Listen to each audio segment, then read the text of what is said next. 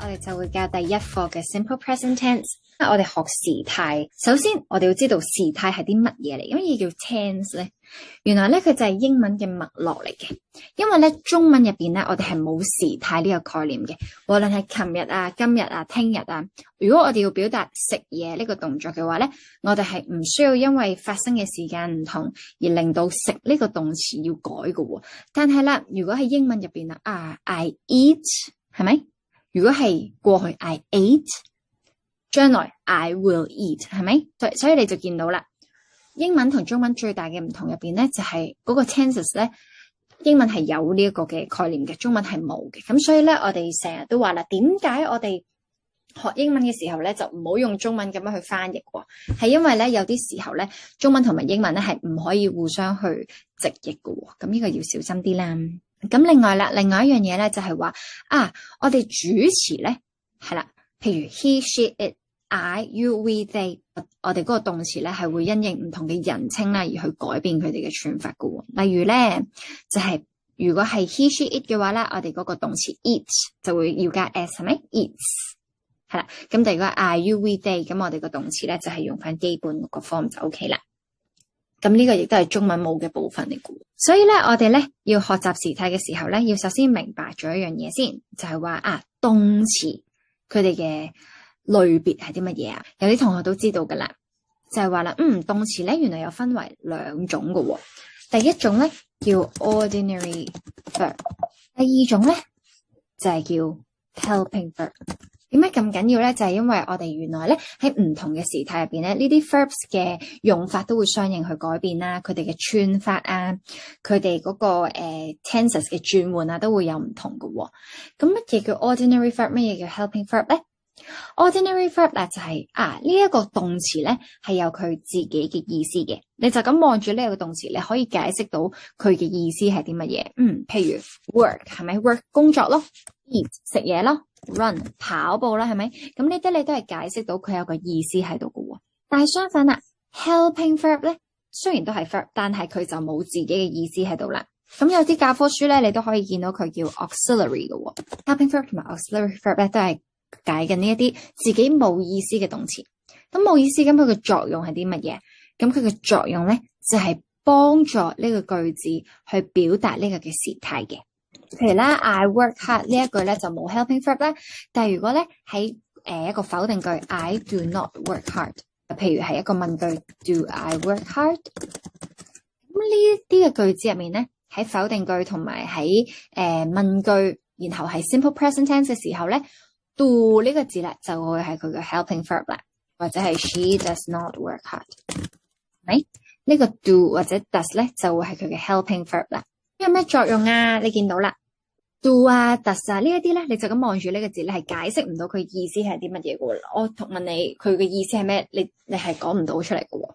咁但係佢嘅作用咧就係幫助呢個句子，幫助 I do not work hard， 幫助 she does not work hard 呢一個 work 咧，幫助佢表達呢一個 simple present tense 嘅時態，係咪？咁所以咧，我哋學時態嘅時候咧，要首先明白原來動詞係分為兩種，一種叫 ordinary verb 有自己嘅意思嘅字，另外一種就叫 helping verb 或者 auxiliary verb 就係佢自己冇本身嘅意思嘅，但係佢係幫助呢個句子去表達時態。咁樣咧，我哋分開嚟睇下。我哋首先睇下 ordinary verb 先。咁 ordinary verb 咧，原來咧係分為4個 form 嘅。咁我哋咧就可以揭到去我哋 notes 嘅下邊，喺我哋嘅第2版。佢就話啦，一個 ordinary verb 咧係有4個嘅形式嘅。咩意思咧？咁我哋可以睇下，第一個形式叫 base form 啦，係咪？第三身嘅人稱咧，咁我哋會加 s 啊或者 es 俾佢，係咪？咁呢個咧就係叫第一個 form 啦。第二個 form 啦，就係 ing form 啦。佢係一個 form 嚟嘅喎 ，ing form。咁咧 ing form 就我哋成日講噶啦。咁如果佢專業啲個名詞咧，就叫 present participle form， 係啦。咁我嚟係 present participle form 啊，定係 ing form 啊？佢都係解本身嗰個base form 咧，我哋將佢變咗做加 ing 喺後面。咁如果係 e 字尾，我哋唔要個 e 啦，就咁加 ing 喺後面啦。第三個 form 咧就叫 past tense 係啦。咁 write 就會係 wrote 啦 ，worked 就會係 worked，go 就會係 went，係咪？咁呢啲就叫 past form past tense 啦。咁然後最後一個咧就叫 past participle form， 咁亦都係我哋成日最常見聽到嗰個 PP form 係咪？大家都知道 PP form 啦。PP form 嘅意思咧就係 past participle 啦。咁呢個要留意嘅咧係 past participle 啊，呢個係一個 form 嚟嘅，唔係一個 tense 嚟嘅，係啦，千祈唔好撈亂咗佢喎。咁我哋遲啲嘅課題教到 perfect tense 嘅時候咧，亦都會教一個 perfect tense 係點樣形成嘅咧，係咪？咁我哋遲啲再講。但係總之記住咧，一個普通嘅動詞，即係佢自己有意思嘅動詞咧，係有呢4個嘅形式，呢4個嘅 form 嘅。因為我哋今日咧係教 simple present tense 啊。咁同學仔可唔可以話俾我知？譬如呢一句 Amy always， 我想問呢一個窿窿應該係填啲乜嘢咧？佢係講緊佢成日都係好努力咁樣去工作啦，咁呢一個係一個恆常會發生嘅嘢嚟嘅 ，regular 會發生嘅嘢嚟嘅，係咪？咁所以咧，我哋會用 present tense 啦。好啦，咁呢一個 work， 咁佢會填啲乜嘢？係啦，我哋要小心啲，係 Amy always works hard。咁因為咧 ，Amy 呢一個係第三身嘅人稱啦，咁所以咧，我哋一定要將佢變咗做加 s 喺後面，就好似呢度咁樣，如果係 I, you, we, they， 我哋就會 work hard 啦。如果係第三身單數嘅話，就 works hard， 就係 he, she, it 啦。咁 Amy 咧，佢係屬於一個第三身人稱，he, she, it 嘅 she 喎，係咪？咁所以我哋嗰個 work 咧就要跟個 s 俾佢啦。咁有啲同學仔咧，可能見到，呢度有個 always 喎，咁呢度 always，咁會唔會影響咗佢嘅動詞㗎？唔會嘅 ，always 呢個係增加個資訊俾你嘅啫，佢就話俾你聽幾時 work hard 嘅啫，就成日都 work hard 咯。咁但係呢一個 always 擺喺度咧，係唔會影響到 Amy 呢一個第三身人稱後面我哋嗰個普通動詞咧要加 s 俾佢，千祈唔好俾佢混淆咗，係咪？譬如仲有啦 ，Amy and John， 跟住咧呢度 school every day。好啦，咁呢一度我哋應該填咩咯？可唔可以幫我成句讀一次啊 ，Charlie？Amy and John go to school every day。係啦，唔該。點解呢一度會係用 go 咧？因為呢度係 Amy and John， 呢度係兩個人嚟嘅喎，係咪？如果係多過一個人嘅話咧，咁佢哋就係眾數啦。咁我哋咧就會係 go to school every day， 我哋唔會用 go school，OK？因為 I, you, we, they go to school every day， 係咪 ？Amy and John go to school every day， 係啦，一模一樣嘅啫。present tense 嘅時候咧，要最基本要留意嘅部分咧，就係我哋要睇清楚啲嗰個主詞係第三身人稱啊嘅單數啊，定係佢係 I, you, we, they， 即係呢啲第一人稱啊，或者係多過一個人或者動物，因為佢哋會影響嗰個動詞究竟需唔需要加 s， 係咪？呢一度要小心啲啦。咁我哋呢度就講咗佢嗰個 ordinary verb 嘅4個 form 啦。咁我哋而家咧就要講下 helping verb 會幾時用咧？咁我哋咧就去睇下下面啦。佢就話啦，一個句子咧就有3個基本嘅形式啦。咁同埋咧呢一度無論係咩 tense 都好，我哋每學一個 tense 咧就會知道一個句子咧，我哋要將佢變成 affirmative 啦、interrogative 啦、就 negative， 係啦，分別係肯定句、提問句同埋否定句。咁我哋點樣去做嘅咧？肯定句嘅意思咧就係我陳述一件事出嚟。Amy goes to school every day， 係咪？Amy works hard， 係咪？呢一個就係一個肯定句啦。咁樣咧就好似呢度 I write it, you write it, he or she writes it, we write it, you write it, they write it， 係啦，記住咯 I, you, we, they 眾數嘅，我哋要用一個 base form 嘅 verb write。咁但係如果係 he, she, it，He writes it, she writes it， 咁我哋個動詞咧就要跟 s 俾佢。咁呢個就係我哋頭先講過嘅句子啦。咁呢度咧你就見到啦 ，write 咧呢一個字咧就係一個 main verb 或者叫 ordinary verb 啦。點解啊？就因為佢有自己本身嘅意思，係咪？我自己寫嘢，係咪？佢寫嘢，係咪 ？write 呢個字係代表我寫呢個動作。所以咧，原來喺 present tense 入邊咧，我哋嗰個陳述句咧就唔需要用到 helping verb 嘅。咁但係啦，如果係問句或者係否定句咧，我哋就需要用到 helping verb 啦。就好似呢度啦 ，Do I write it? Does she write it? 好啦，咁呢兩個句子入邊，邊個係嗰個 helping verb 咧？係啦，你見到啦 ，do 同埋 does 咧就會係佢個 helping verb 啦。helping verb 佢只係幫助人嘅啫，佢係非常之好人啊，佢自己冇任何意思，但係佢都選擇去幫，係咪？係啦，幫助呢個句子去表達 present tense 嘅時態，係咪？Do I write it? Does she write it? 咁佢咧呢個 do 或者 does 就冇自己嘅本身意思，咁就係但係咧就係代表咗一個 simple present tense 嘅啫。頭先一樣啦 ，write 就會係佢嗰個 main verb 或者叫 ordinary verb 啦。咁你見到啦，原來咧喺 present tense 入邊咧嗰個問句咧，我哋就需要借助到 helping verb 去幫佢表示呢一個時態嘅。咁亦都一樣啦，原來否定句我哋都需要嘅喎。咁頭先講過啦 ，do 或者 does 咧就係佢嗰個 helping verb。Write 咧照樣係佢個 main verb。咁如果係否定句嘅話咧，我哋就會喺兩者之間加一個 not， 就係咁簡單。I do not write it. She does not write it. Summary 就係話原來喺 simple present tense 入邊咧，3個嘅句子咧，陳述句就咁需要用 main verb。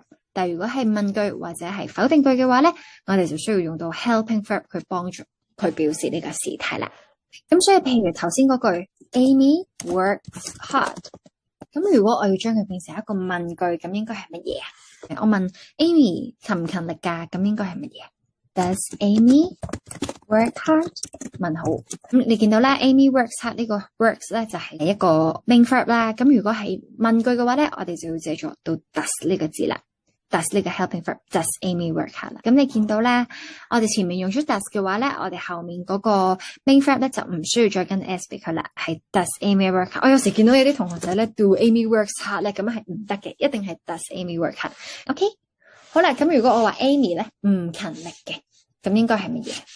Amy does not work hard， 呢個非常之好喎，而家知道咗，唔係 do 係 does 咯。咁 Amy 係 he she it 啦，咁我哋個 do 咧就會變咗做 does。Amy does not work hard， 咁就好似呢個 she does not write it 一樣。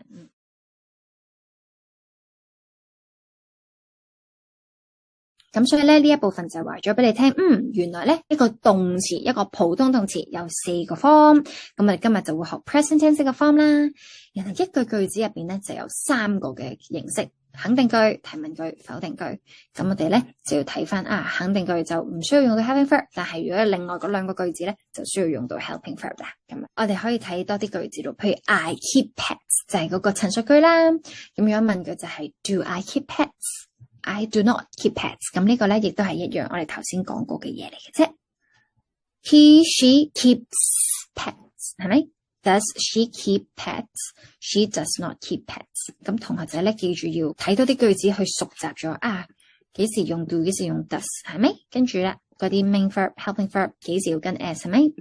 好，我就想問下同學仔呢一個字啦 ，to do 啦。好啦，譬如 I do it。Do I do it? I do not do it。 好啦，我想問下同學仔 I do it 呢一個 do 咧係呢個 main verb 定係 helping verb main verb 係啦，點解啊？因為佢呢個 do 係解做咗嘅意思，同埋佢呢個係陳述句，所以 helping verb。非常之好喎，完全答啱晒喎。係啦，呢度有自己嘅意思嚟嘅喎，咁所以佢個 main verb 啦，佢意思就係解做啦。咁其實咧 do 呢個字咧，做咧也係有好多唔同嘅意思嘅。譬如你問呢間鋪頭係有冇晚餐㗎？因為有啲鋪頭就係會賣午餐，有啲鋪頭就係賣早餐。咁如果你問佢做唔做晚餐㗎，你問佢Do you do dinner？ 你會唔會有晚市㗎？係咪？咁又譬如I need to do my hair， 係咪？我要整我啲頭髮咁呢個 do 咧，你又唔會話做我啲頭髮嘅喎，你又可能如果係翻譯去中文嘅話咧，可能係去料理我啲頭髮整理我啲頭髮咁嘅意思。咁所以原來 do 呢個字咧係有好多唔同嘅意思嘅。咁我可以開一啲其他 do 嘅意思出嚟啦。譬如啦，頭先最基本啦 ，What are you doing tonight? There's nothing to do tonight。咁 do 呢個字咧就係做咁嘅意思啦。咁譬如啦 ，I do the gym。Once a week 係啦，都係做運動咁解啦。I do the dishes after dinner， 咁就係唔係做我啲碗碟喎？呢度係講緊我要洗我啲碗碟，咁所以 do the dishes after dinner， 我洗我啲碗碟啦。有時候頭先咁樣講啦，我去整我啲頭髮 ，She has done her hair。I do my hair。She has her hair done the usual way， 係咪？仲有啦，我而家燙緊衫 ，I'm now doing the ironing。I'm now doing the ironing， 係咪？有其他啦，譬如Have you done any phonics？ 你有冇學過音標啊？係咪？你呢度咧又唔會話直譯話你有冇做過音標？唔會咁樣講噶喎。佢話你有冇學過音標？係咪？咁除咗用 learn 之外咧，你都可以用 do 呢一個嘅 main verb 噶喎。係啦，this cafe doesn't do dinner 呢一個嘅咖啡廳咧係冇晚市嘅。This dress will do for the party， 又唔會話呢條裙咧就做到啦。咩意思咧？冇人咁樣講嘅。你會話呢一條裙咧係好適合呢一個嘅 party 嘅。我着呢條裙咧都可以去呢個 party 度嘅。咁所以你見到啦 ，do 呢個字咧。雖然我哋成日都係學做啲乜嘢 ，what are you doing 你做緊啲乜嘢？咁但係咧，原來你跟住唔同嗰個noun 嘅時候咧，係會有好多唔同嘅意思。咁呢個中文咧係唔可以就咁去直譯嘅喎。咁所以呢個亦都係另外一個中文同埋英文唔可以直譯嘅一個原因啦，就係因為有好多時間咧，一個英文字可以有中文入邊好多唔同嘅解釋。同學仔咧學英文嘅時候咧，就唔好用中文去諗英文，直接用英文去諗。OK。How would you like your steak done？ 係咪？你想有幾熟啊？你份牛排你想生啊、半熟啊，定係全熟？係咪？咁呢個咧亦都係 do 入邊嘅唔同嘅用法嘅。好啦，咁跟住咧，我哋問好do I do it？ 好啦，我想問下同學仔，第一個 do 係屬於咩 verb？ 第二個 do 係屬於咩 verb 咧？第一個 do 咧係一個 helping verb， 第二個 do 係一個 main verb。咁原來咧第一個 do 咧係冇任何嘅意思嘅。佢呢度咧唔係我哋頭先講嘅好多 do 嗰啲意思嚟嘅，呢個咧係一個幫助呢個句子去表達時態嘅啫，所以佢係一個 helping verb。咁但係 do I do it？ 我做唔做呢樣嘢啊？咁呢個 do 咧，咁就會係一個 main verb， 就係代表做或者其他我哋頭先講過好多唔同嘅意思，係咪？譬如 Does this cafe do dinner？ 係咪？Does 就會係嗰個 helping verb，do 咧就會係有冇晚市啊，做唔做晚市㗎？咁嗰個有自己嘅意思嘅 do 嚟嘅。咁然後最後咧 I do not do it 亦都係一樣啦。I do not do it。咁第一個 do 咧就會係一個 helping verb， 第二個 do 咧就會係個 main verb 啦。咁所以同學仔咧成日見到do，咁點算啊？其實咧只要分清楚呢個字係有自己意思啊，定係冇自己意思？呢個字咧係幫助呢個句子表達時態啊，定係點樣嘅咧？係咪？咁你就可以分辨到啦。咁你遲啲如果你見到好多個 do，I do it 咁樣，咁你都可以知道係點解啦，係咪？咁冇問題咧，亦都要提一提同學仔喎。我哋 does 咧後面記住嗰個 main verb 咧係一定係 base form 嚟嘅。唔會 does she does it 嘅，唔可以嘅，亦都唔可以 do she does it， 唔可以嘅，一定係 does she do it， 一定係嗰個 helping verb 轉咗做第三人稱先嘅。OK， 咁我哋頭先咧就學咗呢一個嘅用 do 或者用 does 啦。咁我哋咧原來咧喺 present tense 入邊咧有另外一個句法嘅。咁呢度咧就唔會用 do 或者 does 噶啦。點解咧？因為我哋頭先嗰啲 verb 咧全部都係有全部都係run eat 都係你見到係有個動作嘅。咁但係咧原來有另外一種嘅 main verb 咧，佢嘅意思咧就唔係一個動作嚟嘅，就唔係好似頭先咁樣講食呢個動作，跑呢個動作，唔係咁樣嘅。有另外一種 main verb 咧，佢就叫 verb to be。咁佢嘅意思咧就係表達一個人嘅狀態啊，表達一個人嘅身份啊，係咪？譬如I am Nicole，he is Peter， 係咪？咁呢個 is 咧，佢咧就唔係話一個動作嚟嘅，但係佢係表示咗一個身份，係咪？又譬如 I am busy， 係咪？ You are nice， 你見到啦。I am busy 呢一個 am 咧，佢都係一個 verb to be， 咁但係佢唔係有自己一個動作嚟嘅，佢係解我而家嘅狀態係好忙碌，係咪？佢嘅一個狀態或者佢嘅性格係好友善，咁但係無論係點都好啦，呢一啲嘅 verb to be 咧都係屬於一個 main verb 嚟嘅。咁所以我哋又用綠色啦去 underline 就係所有 verb to be 咯，呢全部咧都係一啲嘅 main verb 嚟嘅。咁你就見到啦 busy nice great lucky 呢啲全部都係一啲嘅 adjective 嚟嘅，佢咧唔係一個動作嚟嘅。咁但係咧，我哋就需要用到呢一個 verb to be 啦。verb to be 咧都係一個 main verb 去表示嗰個人或者對象嘅狀態。OK， 咁所以咧，我哋用 verb to be 嘅時候咧，要留意啲嘢喎。咁首先啦 verb to be 啊嘛，係咪 I 咧就會用 am，he she it 咧就會用 is，we you they 咧就會用 are。咁呢個就係一個 present tense 嘅時候嘅用法啦。咁如果係提問句同埋否定句咧，咁呢一個嘅 verb to be 嘅用法咧，就同我哋頭先有動作嘅呢啲動詞就唔一樣喎。我哋咧如果係用呢一個嘅方法，如果用 verb to be 嘅話咧，我哋就唔需要借助任何嘅 helping verb 啦，我哋直接將呢一個嘅 main verb to be 咧抌去前面就 OK 啦，就會 I am busy 就會變咗做 Am I busy? You are nice. Are you nice? Is she great? Are we lucky? Are you naughty? Are they noisy? 係啦，咁你就見到就唔需要借助任何嘅 helping verb 啦，直接將呢個 verb to be 呢一個 main verb 抌去前面就 OK 啦。咁否定句亦都係一樣喎，如果有 verb to be 嘅話咧，我哋就唔需要借助任何嘅 helping verb 啦。咁所以我哋喺呢個 I am busy， 我哋喺個 am 喺呢個 verb to be 嘅後面加個 not 就得啦。I am not busy. You are not nice. She is not great. We are not lucky. You are not naughty. They are not noisy. 咁你見到啦，如果我哋用 verb to be 嘅話咧，呢度係冇任何嘅 helping verb， 冇任何嘅黃色嘅喎，就係會出現綠色同埋紅色啫，係啦，咁就記住，原來咧講呢一個嘅 tenses 咧有兩種嘅，呢個就係第二種嘅用法啦。我想考下同學仔喎，你嗰日見到個女仔喎，咁佢而家喺你隔離啦，咁你就睇唔清楚嘅，咁你就問下你嘅同學，喂，你覺得呢個女仔靚唔靚啊？你都覺得靚係咪？咁 is she beautiful 係咪？咁就會係 is she beautiful 啦。好啦，咁如果我想問譬如你見到呢一個男仔啦，跟住你又問，咦，佢跑得快唔快㗎？咁呢個應該點樣問？唔清楚我哋係咪用 is 先 ？Does he run fast？ 係咪？咁原來咧呢度咧就係兩種唔同嘅句子嚟嘅喎。嗱，頭先咧我調翻上去先啦。Does he run fast 咧？呢個咧就係屬於我哋頭先第一個學嘅 shape。咁呢個句子入邊咧，我哋就有一個 helping verb 啦，有一個 main verb 嘅。咁然後第二個句子咧就係我哋啱啱講嘅 verb to be 嘅一個 shape 嚟嘅。咁我哋就唔喺問句係唔需要借助 helping verb 啦。好啦，有咩分別咧？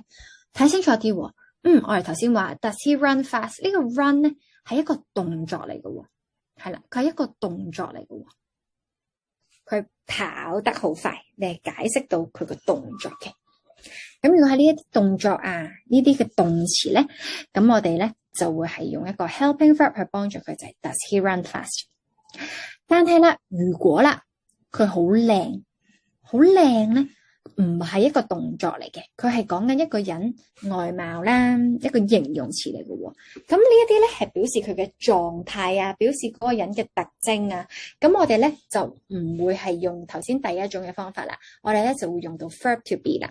咁我哋頭先話啦，原來 verb to be 咧就係表示一個人嘅狀態表示一個人嘅身份形容嗰個人係咪？咁所以如果我要講佢嘅狀態，我要形容佢好靚，咁我哋就會用第二種 verb to be 嘅用法啦，就係 is she beautiful 啦。